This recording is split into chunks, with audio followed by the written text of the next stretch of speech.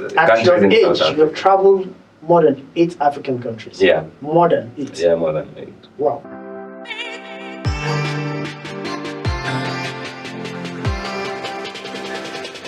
Hello guys, and welcome to THrybE. On this channel, we try to reach out to people, visit places, explore cultures, traditions, and bring them to you. And because you have been subscribing, watching, giving us a thumbs up and comments, we're always motivated to create more. Today, I have a fellow friend, brother, almost my namesake. I'm Harry, and of course, he's Hilary. Hilary, yeah. And we're going to be talking about life as a young Kenyan entrepreneur. He has traveled different places. I know Kenyans do a lot of traveling, a lot of stations, but from the angle which I'm coming, I'm sure you want to hear my questions and how he has been able to manage this. So please introduce yourself. Thank you so much for hosting me welcome. at THrybE. My name is Hilary Ominde. I'm many things. I like traveling. You have so many flowers. I have so many flowers on my yeah, but I think I can wrap all my flowers in one thing, and I can say I'm a creative. Okay. I'm an author for my anthology called Soul and Solace. Nice. I'm a filmmaker. I'm an entrepreneur. I'm a travel blogger. I'm an talent manager. I'm an artist manager. I'm a lot of things. Yes. Yeah, thank you so much for hosting me. All right. I don't even know where to start because I know you to have done so many things. Yeah. And from the short time I met you up until now, and you love to explore. Yeah. How do those things form part of your life? Okay. I think personally, my personality, I'm a sanguine. I'm someone who, I can't say that I don't like sitting, but I'm someone who likes just going outside, exploring, trying new things, and I think it was something that I was born with. Since when I was a child, I really liked taking walks, exploring new things, experiencing new things, and also in my personality still, I'm a business person and it's natural in me. My mom usually makes a joke, and she usually tells me that since when I was in primary, I used to tell her, I want to finish school. And when she asks me, why do you want to finish school? And I tell her, because I want to make money. So yeah, I think it was just something personality. Yeah, and, so yeah. You loved money. I loved money when I was growing up. That is nice. Growing up, would I say, what kind of environment shaped you? Was it the curiosity type, the encouraging type, or just the survival type? I think it was all the three environments, but also because I'm the only son in my family. In our family, I'm the only boy with 2 sisters, and I'm the last born. So growing up, I had to scale up and be there, stand strong for my sisters, even though they are bigger than me. That one I can mention it to be survival, because I was surviving as a boy, as a man of the house. Yeah. And also curiosity, because I tried a lot of things. I think when I was, let's say, if I can remember, I think around 8 years old, that is the first time that I noticed that I love dogs. And it was out of curiosity, I started breeding at 10 years. I was breeding dogs. So we share a lot in common, because I think I started breeding almost around 10 years old. Oh, yeah. I brought a dog to the house, even though my mom knew I could not afford it. How I managed to bring it to the house, she didn't know. But that was how we started. Yeah. Yeah. So I would say, before business and travel, for you, how was your personality in view of movement and travel? How was your personality? Were you raised in a family that loved to travel, explore, or you just picked it up from somewhere? It just came? Okay. Personally, I was raised in a family where my dad used to work in Nairobi, and I used to stay in Kisumu. So I really waited for the holidays, because during the holidays I could travel to Nairobi to visit my dad, and when I resumed school, I traveled back to school. So I think from a younger age I started traveling. My dad introduced me to travel, And my dad also likes traveling. He travels a lot. Yeah, so when I was a kid, I used to travel with my dad around. Yeah. But it was just the basic traveling Kisumu, Nairobi. But it really shaped the love for travel, for movement. Okay. Yeah. So how would you say business has shaped the way you see traveling around Kenya? Yeah. Actually, I usually try as much as possible to do business during my travels, to network, because your network is your network. So when I travel around Kenya, I make sure I meet business partners, I meet people, and I pitch myself. And I think most of my business partners we've met on travels. I met them just exploring new things. So traveling has really influenced my business, because that is where I get my customers from. Yeah, like my most recent travel when I now not you, I know your question was in Kenya, but when I traveled to South Africa, no, we haven't got to that. Okay. Yeah. We haven't got to that. Just becoming that. We take it a step at a time. Step by step. Yes. So if I would ask you, what is this one place that you have visited that has made an impact in your life, not because of business, but something that it has taught you very deeply? Can you make mention of one? Yeah. I think when I traveled to Free State, South Africa, it really changed my way of thinking.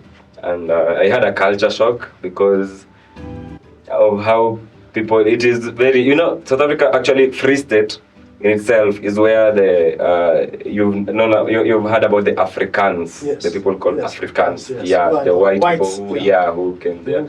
And the way they do things, it was quite different from our own way of doing things.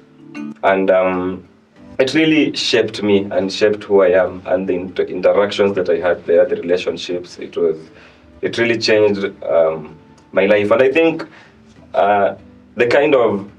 in life, it is very important to have those kind of differences and to explore the people who have different cultures, diversity. Yeah, and that one, it really changed my life. When does travel stop being fun for you? It stops being fun. I think personally, travel does not stop to be fun for me because I like traveling. But obviously, there are some hitches, and sometimes it is very disappointing when maybe you travel to a new place because now you don't know that area, and you're expecting someone who maybe the people that you meet there, they will help you, but now they can take advantage of you, and they can. So I think that one, it stops being fun when people take advantage of me not knowing there. In Kenya as a whole, as a country, how many countries have you visited? I think in Kenya, I've not only visited 2 counties. I've not visited Isiolo and Turkana, but the others I've visited. 45 counties you have visited? Yeah. All 45? All 45. On a bike? Because I know you're a rider. Anyway, guys, he's a rider. Yeah. Are you telling me you've done 45 on the bike, or you've gone on other means of transportation? I've not all 45 using bike. Okay. I've not, but... You've used the train? I've used train to Suswa, SGR. I've used train to Mombasa. And then buses? Yeah, buses, driving.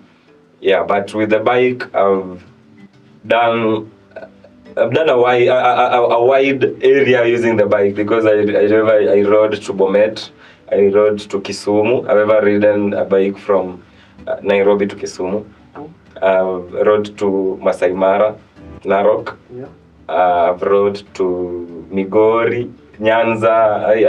With the bike I've really explored. I've just not explored the coast using the bike, but I've traversed a lot of places with the bike. Okay, but I see a lot of Kenyans do this thing they call road trips. And I really admire how they do it, because it gives them an opportunity to explore. Yeah.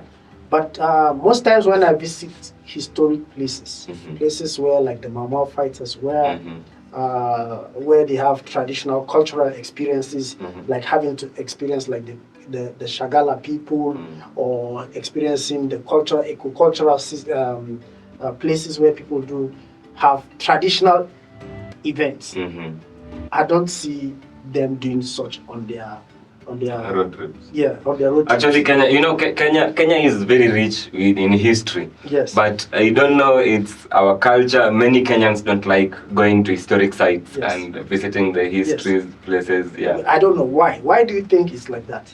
I think it's more of our way of being, because as Kenyans, I think they think because I'm a Kenyan, and I know the history. Maybe I've lived here, so why should I go and visit this place? I think that's one of the major reasons. And it's the same thing as let's say right now, any Kenyan if any Kenyan goes to Nigeria, let's say, they will now want to start exploring now the historic site because they are not from Nigeria. Now they want to experience new things. That is the same thing. People from other countries come to Kenya and they now want to visit the historic sites, but they don't see a lot of Kenyans there. I think it's just our... I've had interactions with a lot of Kenyans, and when I mention some certain places, also some certain things, they find it very hard to even tell me about it. Because me as a foreigner here, I'm researching, I want to know more about Kenya, but many Kenyans don't do such research, and they even surprised, how did you get to know that this was this? You know, when I was telling somebody, maize, ugali is not a Kenyan food. And they're like, how? They're surprised. But it is not. It came to you during some form of travel. It was not the original food that was served here. So, but having read about these foods, about these plants that you plant, tea and other things, some things were not originally ours. And if we don't know our history, we cannot know where we are heading to.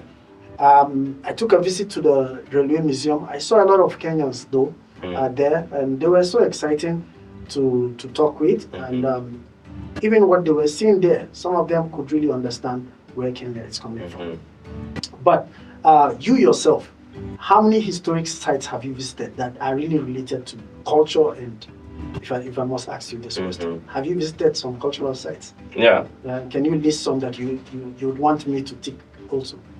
I think I really enjoyed visiting Gedi ruins in the coast. Have you ever heard of Gedi ruins? Okay. No, I haven't heard of that. You've never heard of that? I know of a place in the coast where the people migrated and nobody knows where they are.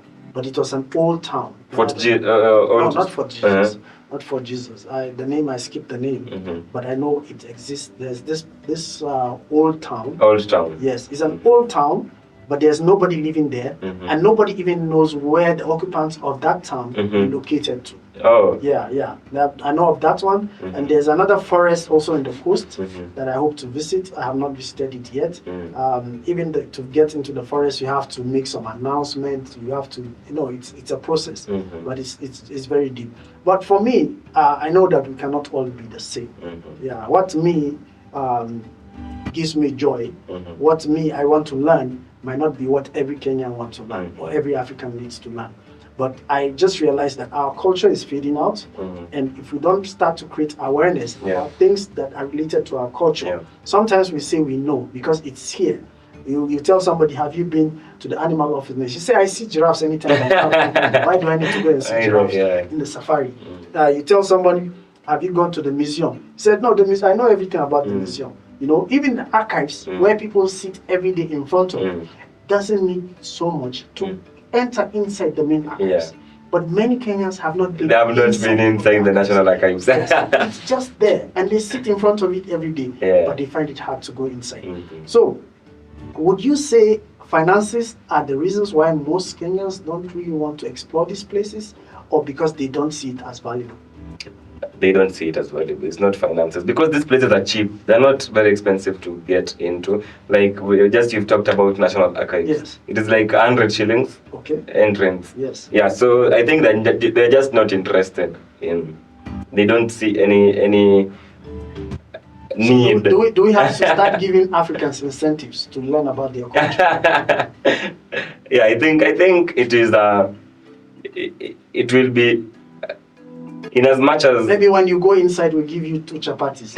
Maybe, yeah. So Africans, like, maybe if you go inside, you get a soda. Yeah. You get a gift for visiting. Wow.